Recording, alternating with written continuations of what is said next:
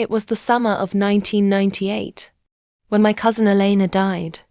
She was only 24, struck down by a sudden fever. No doctor could explain. In our province, wakes lasted 9 nights. The whole barrio came and went, bringing food, gossip, and the weight of superstition that always clung to those nights of mourning. The wake was held in her family's old wooden house. A single coffin sat in the middle of the sala, candles flickering around it, their wax dripping onto saucers of rice, meant to absorb misfortune. Old women whispered reminders to us. Do not sweep the floor, or you'll sweep the soul away. Do not cry on the coffin, or the dead will not rest. Do not bring home food from the wake, or death will follow you. But times had changed. Most of us were city kids visiting from Manila. My friends laughed at the rules. Those are just superstitions, my friend Carlo said, tossing a candy wrapper on the floor. The dead won't care if we clean up.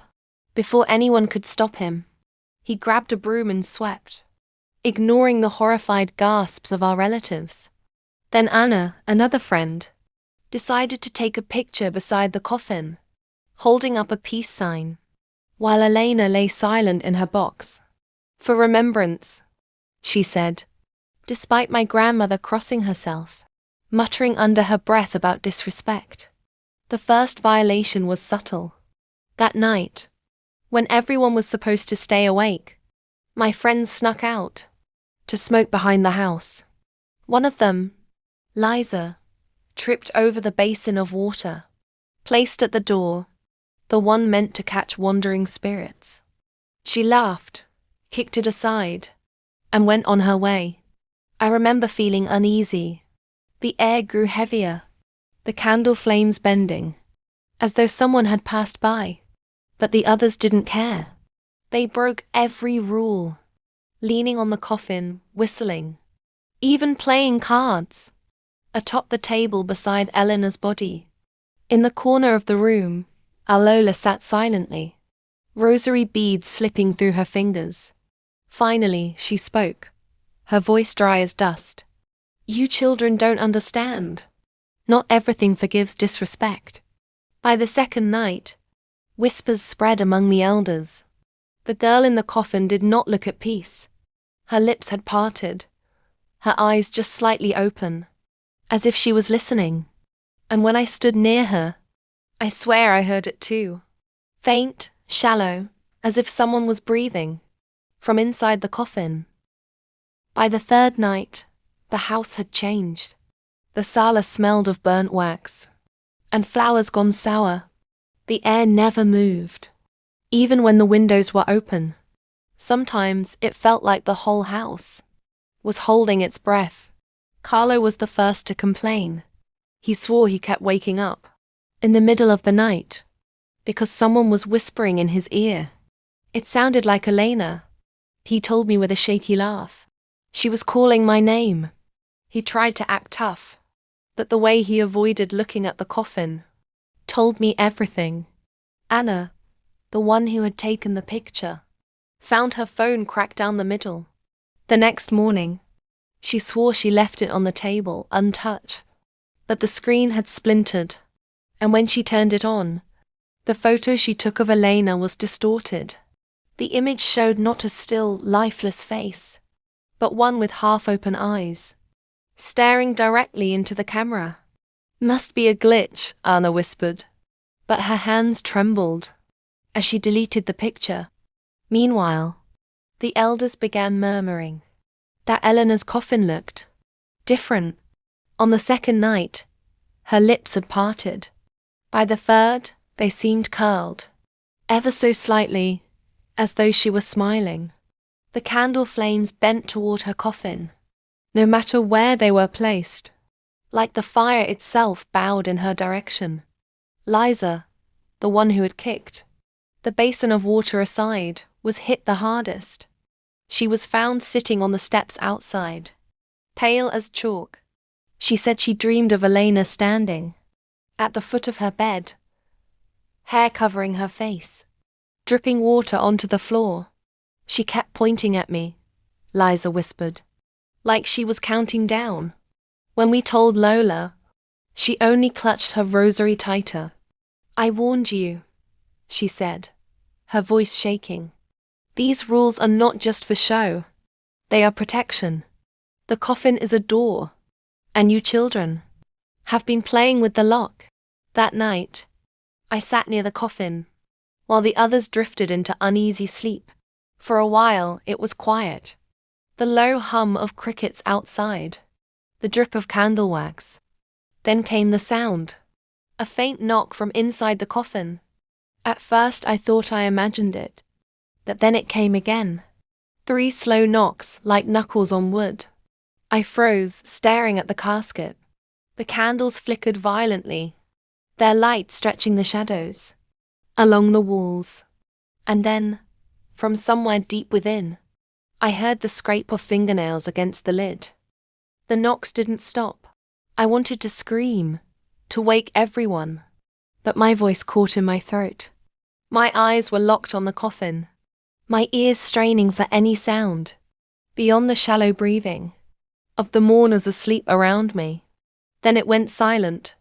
No scraping, no knocks, only the fragile sound of candle flames. I thought maybe I had imagined it, until Carlo stirred awake. He sat up, eyes wide, skin slick with sweat. You heard it too, didn't you? He whispered. Before I could answer, the coffin shifted. Just a fraction. Barely an inch. But it moved. The wooden legs scraped against the floor. Carlo stumbled backwards so fast. He tripped on a chair, sending it crashing. Everyone woke up at once, startled, shouting. The elders rushed forward, clutching their rosaries and chanting prayers. My grandmother, Lola, didn't join them. She stood in the corner, her face pale, her lips pressed tight. Lola, what do we do? I begged. Finally, she spoke, her voice low and harsh. You children don't understand. Not everything forgives disrespect. Her words made my blood run cold. That night, no one slept. The air grew colder as the hours stretched, and the flickering of the candles became erratic, bending toward the coffin, like iron filings pulled by a magnet. Anna swore she saw Eleanor's chest rise and fall, as if she was breathing. Liza refused to go back inside, staying out on the porch. No matter how much her parents scolded her, she just rocked back and forth, whispering, She's counting. She's counting. On the 4th night, things escalated. One of the men, hired to play cards with the family, a tradition to keep the wake lively, collapsed suddenly. His nose began to bleed onto the table. His eyes rolled back, and when they tried to wake him, he only whispered one word, hungry. Then he died. The room erupted into chaos. The children cried. The women screamed. The men carried the lifeless body out of the sala. And through it all, I swear I saw it. Eleanor's lips twitching, as though savoring the chaos around her. We should have ended the wake right then. But tradition demanded 9 nights, and Lola warned us that leaving it unfinished would only trap the soul. We were caught, bound to superstition, bound to her, and Elena was growing stronger. By the 5th night, the wake no longer felt like a gathering of mourners. It felt like a cage. No one laughed anymore. No one played cards. Even the old men, who usually stayed drunk at wakes, refused to touch their liquor. The candles burned lower and lower, their flames guttering with every draught. But no matter how much wax we replaced, they seemed to shrink faster than they should. The first to be taken was Anna. She was the one who had taken the photo, beside the coffin. That night she jolted awake screaming, clawing at her phone. When we rushed to her side, she held the device out to us, trembling. Her picture, the one of her smiling, with a peace sign beside Elena's coffin, had changed. The coffin lid was gone, and Elena was sitting up, her eyes black pits, her mouth stretched wide, as if she were leaning toward Anna's shoulder. The photo glitched and warped, but we all saw it. And then Anna began to choke. She clawed at her throat, as though invisible hands were tightening around it. By the time her parents shook her back to consciousness, deep red welts had already bloomed on her neck, shaped like fingers. The next night it was Liza. She had been jumpy since she kicked over the basin of water, always muttering that she's counting. When I asked her what she meant, she just shook her head violently, eyes wide, refusing to say more. But that night, everyone heard it. A voice, faint, hoarse and terribly wrong, counting slowly from inside the coffin. 1, 2, Liza screamed, covering her ears, but the counting grew louder, faster, until she collapsed on the floor, convulsing. Her eyes rolled back and from her mouth spilled the same words in that same voice. 3, 4, 5. We dragged her outside, away from the coffin. But the counting didn't stop. Even as she passed out, the numbers kept spilling from her lips. Like a broken record. Carlo tried to laugh it off, though his face was pale as chalk. "It's just hysteria," he muttered. "Old women's tale. Nothing more." But that very night, when the men tried to lift the coffin, to change its draping, they found it heavier. Much heavier, as though someone inside had grown. And when the lid shifted open just an inch, the stench of rot filled the room. Carlo gagged and staggered back, his skin breaking out in red boils. Along his arms, boils that seemed to pulse, as if something beneath his skin wanted out. That was when Lola finally stood tall, her frail frame trembling, her eyes burning with the kind of fear that comes only from knowing. "I warned you," she whispered. "The dead is no longer ours. You gave her power, and now she will take you all."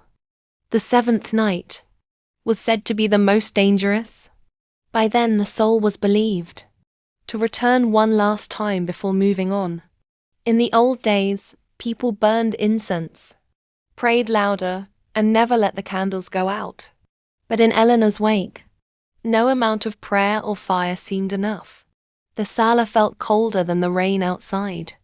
Every corner of the house seemed to lean inward, like the walls themselves were holding their breath. The candles sputtered, their flames shrunken to faint blue tips, barely clinging to life. Anna sat curled in a chair, a scarf wrapped around her bruised neck. She hadn't spoken since the photo changed. Her eyes darted constantly toward the coffin, like prey watching a predator. Liza lay on a mat near the door, her lips cracked, whispering numbers even in her sleep. 6, 7, 8. Her parents pressed rosaries into her hands, but she never stopped counting. Carlo's boils had worsened. Angry red welts climbed up his arms, his skin blotched and feverish. He no longer mocked the old ways. He wouldn't even go near the coffin. He just sat in the farthest corner, rocking slightly, muttering to himself. At exactly midnight, the air changed. The candles bent toward the coffin, as though drawn by breath. The wooden floor creaked, slow and deliberate, though no one moved. And then, faint but clear, a voice whispered from inside the box. "Anna." Anna flinched so hard she almost toppled over. Her father gripped her shoulders, but the voice came again, dragging her name into the silence. Then another. "Liza." The girl stirred on her mat, her counting faltering for the first time. And then, "Carlo." Carlo bolted upright, his face drenched in sweat. He backed into the wall, shaking his head violently, whispering, "No, no." The room trembled, just once. enough to rattle the glasses in the kitchen. Somewhere above, a window cracked open on its own, letting the wind rush through. The stench of rot filled every breath, thick and undeniable. That was when Lola finally spoke. She had been silent for nights, only watching, her eyes sharp and tired. But now she rose from her chair, her voice dry as dust. You children don't understand. Not everything forgives disrespect. This is the night she should say farewell. But because of what you did, she will not leave. The silence after her words was unbearable. Then, with a groan of old wood, the coffin lid shifted. Just an inch, no more, but enough for every candle to flicker out, plunging the cellar into darkness. I swear I saw it, a pale hand, sliding against the edge of the coffin, as if testing the air. And in that darkness, the whisper came again. Closer this time. I'm not done. The silence after those words was crushing. No one moved. No one dared to breathe. Then, from the coffin, came the sound of nails, dragging against wood. Slow, deliberate scratches that made every hair on my body rise. Anna whimpered, curling tighter into her father's arms. Liza sat bolt upright, her eyes wide and glassy, her counting now backward. 9, 8, 7. Her voice was hollow, as though she were repeating someone else's words. Carlo pressed himself against the wall, clawing at his arms, where the boils writhed beneath his skin. He whispered over and over, "Don't open it. Don't let her out." The lid shifted again, just a fraction more. The faintest gap revealed the dark interior. But the darkness inside wasn't empty. It pulsed alive, as though something unseen was breathing. Then the photo on Anna's phone lit up on its own. No one had touched it, but the screen glowed bright in the dark. We all saw it. The cursed picture had changed again. Elena wasn't standing beside just one of us anymore. She stood behind all four, her hands resting on each of our shoulders. And her smile, too wide, too sharp, was directed straight at the camera. The coffin groaned. A rush of cold air swept the room, extinguishing every candle.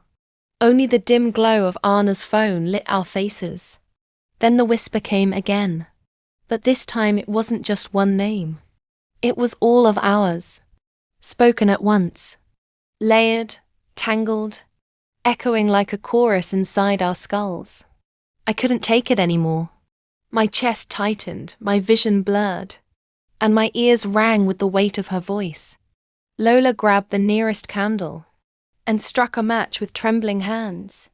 Her voice cracked but held firm, as she muttered a prayer, louder and louder, forcing the words into the suffocating dark. The flame caught, and for a split second, we wished it hadn't, because in the light we saw it. The coffin lid was now fully ajar, and inside, where her body should have been still, Eleanor's head had turned. Her eyes were open, and she was looking straight at us. Her eyes were open, not glazed or lifeless, but aware, following us like prey, trapped in her line of sight. Anna screamed, the sound cracking through the house. Carlo covered his ears, rocking violently, while Lisa's counting dissolved into a low, frantic chant. Lola's candle shook in her hand, but she didn't let it die. Instead, she staggered closer to the coffin, her voice rising in prayer. The words rolled fast, desperate, but steady. Old prayers passed down, meant for nights like this. The moment the flame neared the coffin, the scratching stopped, the whispering hushed. Even the photo on Anna's phone flickered and dimmed, as though Elena herself was listening. But the coffin lid remained open. Her head stayed turned. Her eyes stayed locked on us. Then the house began to breathe. That's the only way I can describe it. The walls swelled with every intake. The windows rattled with every exhale. The air itself pressed heavy against our skin, forcing us lower, like we were being bent to our knees. Lola cried out, "Keep the candles burning." Everyone scrambled, fumbling for matches, for wax, for anything that could cut through the dark. Carlo, shaking, managed to light one. Then another. One by one, tiny flames dotted the sala again, each sputtering against the unseen breath that tried to snuff them out. The coffin groaned louder, like wood resisting some terrible weight. Eleanor's mouth opened slowly, but no sound came out, only the smell of rot that swept across the room, gagging us. That was when Liza, still half in a trance, crawled forward. Her parents tried to hold her back, but she slipped free, whispering numbers as she approached the coffin. 3, 2, 1. Her tiny hand reached for the lid, and Lola slapped it shut, not with strength, but with the authority of someone who believed. "Leave her," she barked, her voice stronger than her body. "She has no place here anymore." The candles flared, all at once. A wind rushed upward, slamming the windows shut, and for the first time that night, silence fell. When we dared to look back, the coffin was still again. Her head had shifted back into place. Her eyes were closed. No one moved for a long time.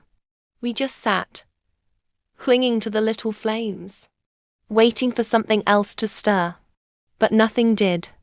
At dawn, when the rain finally stopped, Lola whispered the words we'd all been praying to hear. The 7th night has passed. The morning after felt wrong. The rain had stopped, but the house seemed darker in daylight than it ever did at night. Every mirror was covered, every window sealed. Yet we still felt watched. Anna refused to speak. She sat by the door clutching her scarf, her eyes swollen and distant. Sometimes her lips moved, but no sound came out. Liza slept most of the day, yet even in her dreams, her mouth kept shaping numbers. Her mother swore she heard her whispering 8 again and again. Carlo looked worse than all of us. His boils had spread, the skin around them purple and raw. He begged to leave, to break the novena, but Lola silenced him with a glare that could cut stone. "You won't make it past the road," she said. "She's tied to you now. You leave, she follows." By sunset, no one wanted to light the candles. The thought of summoning her again was unbearable, but the thought of darkness was worse. So, one by one, the flames flickered back to life, painting long shadows across the cellar. The 8th night came quietly. No whispers, no movement, just silence so thick. Even the crickets outside refused to sing. It almost felt like a mercy. But mercy doesn't smell like rot. The stench returned, faint but steady, seeping from the coffin. The family held cloth to their faces, gagging, but Lola didn't move. She just kept her eyes on the box, rocking gently as though keeping watch. Hours passed like that, waiting, breathing, enduring. At exactly 3 in the morning, every candle bent at the same angle. Their flames pulled toward the coffin. The photo on Anna's phone flickered again, but this time there was no new face, just static. And then we all heard it. Not a whisper, not a voice, a heartbeat. Slow, heavy, and wrong, thudding from inside the coffin, shaking the floorboards beneath us. It went on for nearly an hour, each beat slower than the last, until finally it stopped. When dawn came, the house looked the same. The coffin hadn't moved. The photo was blank, but none of us could shake the feeling that she hadn't left. She was waiting. Lola broke the silence with only 4 words. The 9th night comes. The 9th night was supposed to be the last. The night of prayers. The night the soul is sent on its way. The night of peace. But there was no peace in that house. Only dread. By dusk, no one spoke. Anna hadn't eaten in 2 days. Lisa wouldn't stop counting under her breath. Carlo's fever left him trembling and weak. And the rest of us, just waiting, staring at the coffin, dreading what we knew would come. Lola lit every candle at once, crowding the cellar with flickering light. The air felt thick, like the house itself was bracing for impact. "Pray," she whispered, "and do not stop." We obeyed. Our voices shook, prayers overlapping, desperate.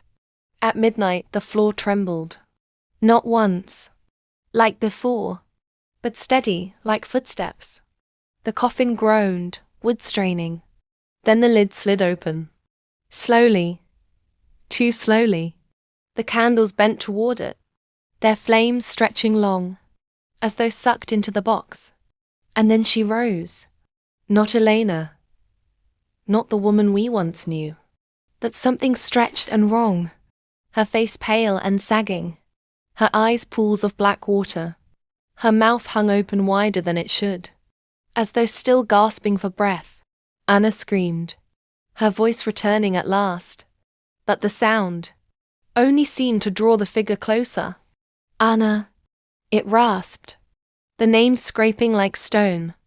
Carlo tried to run, but the boils along his arms burst with each step, spraying dark fluid that hissed when it hit the floor. He collapsed screaming, clawing at his own skin, as the figure turned toward him. Carlo. Liza was next. She sat upright, still counting, but when the figure leaned over her, she stopped at 9.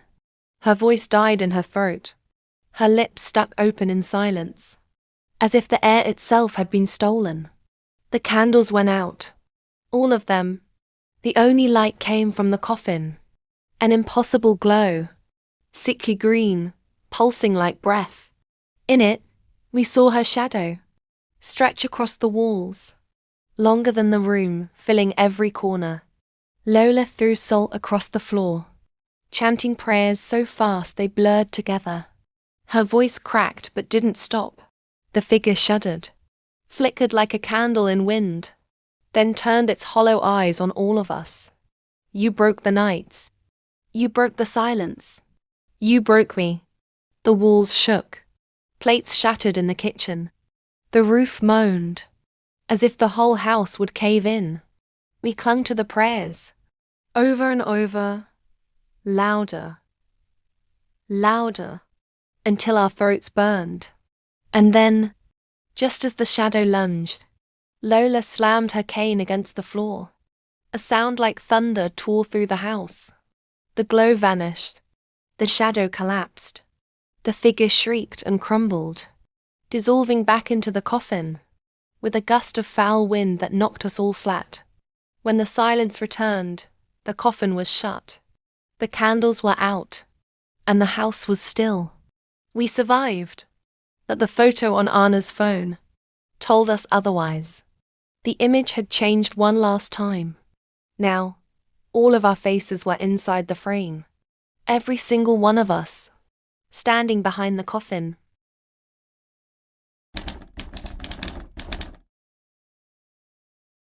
For years, no one in town spoke of Elena's wake. The house still stood, but people crossed the street to avoid it. Some swore they saw a woman in black, standing by the window, her head tilted, as if listening.